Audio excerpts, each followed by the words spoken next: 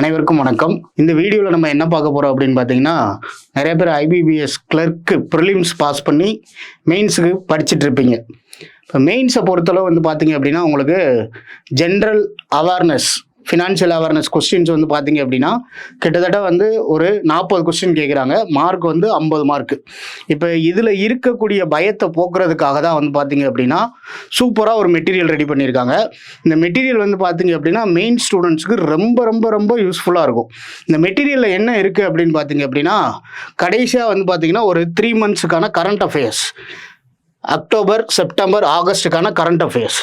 Current அஃபேர்னு நீங்கள் வந்து பார்த்தீங்க அப்படின்னா ஏகப்பட்டது இருக்கும் அப்படின்லாம் யோசிச்சுட்டு இருப்பீங்க. ஆக்சுவலாக ஒரு மாதம் கரண்ட் அஃபேர் வெறும் 8 பக்கம் தான். சரிங்களா?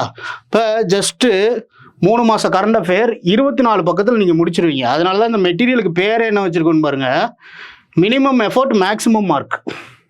சரிங்களா? அடுத்தது RBI SEBI news and circular. இது வந்து பார்த்தீங்க அப்படின்னா லாஸ்ட்டாக ஒரு 3 மந்த்ஸ். இப்போ இதில் வந்து பார்த்தீங்க அப்படின்னா ஒரு கொஸ்டின் இருக்குது, அதுக்கு ஆன்சர் இருக்கும், அதோட எக்ஸ்ப்ளனேஷன் கிளியராக இருக்கும். சரிங்களா? உங்களுக்கு அந்த எக்ஸ்ப்ளனேஷனை படித்தாலே போதும், என்ன கொஸ்டின் கேட்டாலும் ஈஸியாக போடுற மாதிரி ரெடி பண்ணியிருக்காங்க. இது போக இருக்கிறதுல யாருமே செய்ய முடியாத ஒரு முக்கியமான வேலை என்ன அப்படின்னு பார்த்தீங்க அப்படின்னா, நமக்கு இந்த வருஷம் 2025 பேங்கிங் எக்ஸாம் என்னெல்லாம் நடந்துச்சோ அந்த கொஸ்டின்ஸ் உங்களுக்கு கொடுத்துருப்பாங்க. இந்த இப்போ லேட்டஸ்ட்டாக நடந்த எஸ்பிஐ கிளர்க்கு மெயின்ஸோட ஷிஃப்ட் 1 ஷிஃப்ட் 2 2 ஷிஃப்டாக நடந்த கொஸ்டின்ஸு, அப்புறம் Repco mains question, LIC AAO, அதுக்கப்புறம் NIACL AO mains, OICL assistant mains, RBI grade B, IBPS PO mains, SBI PO mains, அப்புறம் இந்தியன் ஓவர்சீஸ் பேங்க் ஐஓபியில் நடந்த எல்பிஓ லோக்கல் பேங்க் ஆஃபீஸரோடது ஷிஃப்ட் 1 ஷிஃப்ட் 2 ரெண்டுமே கொடுத்துருக்காங்க. அதுக்கப்புறம் என்ஐசிஎல் ஏஓ மெயின்ஸ் எக்ஸாம். இது எல்லாத்தையுமே ஜஸ்ட் வெறும் 80 பேஜஸில் உங்களுக்கு முடிச்சு கொடுத்துட்டாங்க. புரியுதுங்களா? அதனால தான் இது ஹெட்டிங்கே பாருங்கள், மினிமம் எஃபோர்ட் மேக்ஸிமம் மார்க்.